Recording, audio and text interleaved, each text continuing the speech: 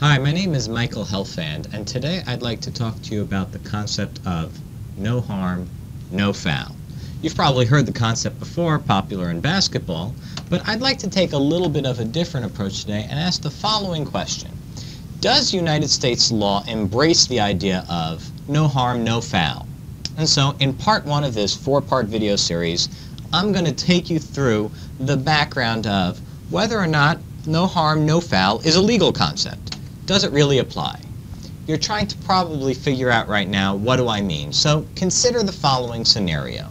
Imagine you're sitting in a library, studying, and you try to get on the internet to check something. But all of a sudden you notice that your computer doesn't have internet access. You can't get onto the library's wireless network. At the same time, though, you do notice there's another wireless network available. It's not yours. You don't know who it belongs to, but it belongs to somebody else, and you figure, why not jump on that network, search the internet for a bit, get what you need, and then jump right off. The person who owns the wireless network surely isn't going to lose anything. Put again in the title of our discussion, can't we just say under these circumstances, no harm, no foul? You used their internet, you got off of it, you got what you needed. Surely that's okay, right? Or consider the following scenario. Imagine you're sitting at a baseball game. You're sitting a little bit further back, enjoying the sun, watching a good game, and you notice there are some better seats down front available. Nobody's sitting in them. It's the 7th inning, and you see those blue seats kind of further up. And you say to yourself, why don't I just go down and take one of those better seats? I didn't pay for it, but there's no harm to the stadium, to the team. They couldn't sell the seat. Nobody's going to use it anyway. Can't we just say in this type of scenario, no harm, no foul? The baseball team didn't lose anything. Let me just use the better seat. Why should I have to pay for it? Now, when we think about potential responses from either somebody who's got a wireless network or a baseball team with an open seat, they might say, no, no, no. You got something from me. You benefited from something that I own. You should pay me for it.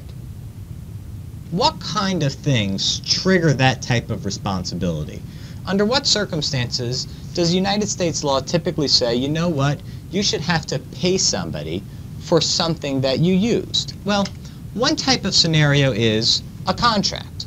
Imagine I'd like to get something from you. I want you to mow my lawn or do some sort of job for me. And so the two of us sign an agreement, a contract. Or, to put in a better definition, a contract is a written or spoken agreement that is intended to be enforceable by law. Well, this is one way that you might be responsible to pay for something. You might be responsible to pay somebody for something they gave you. You agreed to it in advance. Well, that doesn't seem to apply in the situations we're talking about. You didn't have an agreement about the internet you were going to use from the wireless network. You didn't agree to pay for the better seat. It was just open or available. So contract can't explain why you might be responsible to pay either for network usage or alternatively for an open baseball seat. But contract's not the only thing that imposes a responsibility on us to pay money to others. Sometimes I have to pay money not because of something I've agreed to, but because of something I've done, like punched you in the face. Think about this as a category we call torts. A wrongful act, not including a breach of contract, that results in injury to another's person, property, reputation, or the like, and for which the injured party is entitled to compensation. Again, punching you in the face, trespassing on your property, damaging your objects, your items. In all those scenarios, I pay you not because we had an agreement, but because I have damaged you. Well, this doesn't seem like a good category for the cases we're discussing either. When I go on the internet, use your wireless network, I don't really damage you, do I? I mean, maybe I take a little bit of your bandwidth, but that doesn't seem like damaging you. Or when I use an open seat in a baseball stadium, I'm not damaging you. You couldn't sell the seat. I'm just using a seat that's available. There's no damage to the baseball team.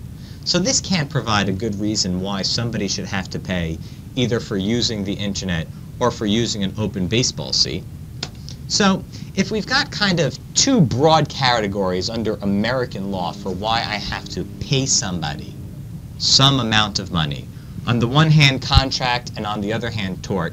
Neither of them seem to apply. Is there any concept in the middle that might better apply to the scenario that we're talking about here?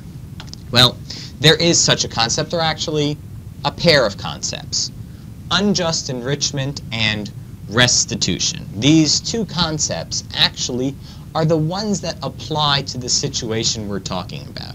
You're probably, of course, wondering what these concepts mean. So let me give you kind of a phrase or a way to think about them. Here's what I'm getting at. If a person is unjustly enriched at the expense of someone else, he must restore that person's property. That is, he must make restitution. This is kind of a statement of United States law on the topic of unjust enrichment. If somebody is unjustly enriched, he has an obligation, a legal responsibility, to restore that other person's property, what we refer to as make restitution. This is a concept that fits in between contract, there's no agreement, and in between tort, there's no actual damage, but there's a concept that when I am unjustly enriched, I have to restore that person's property. Of course, this raises some important questions.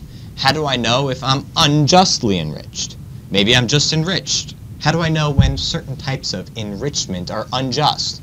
And also, what on earth does it mean to restore a person's property? How do I restore it? What exactly does the law expect me to pay? I look forward to exploring these questions with you.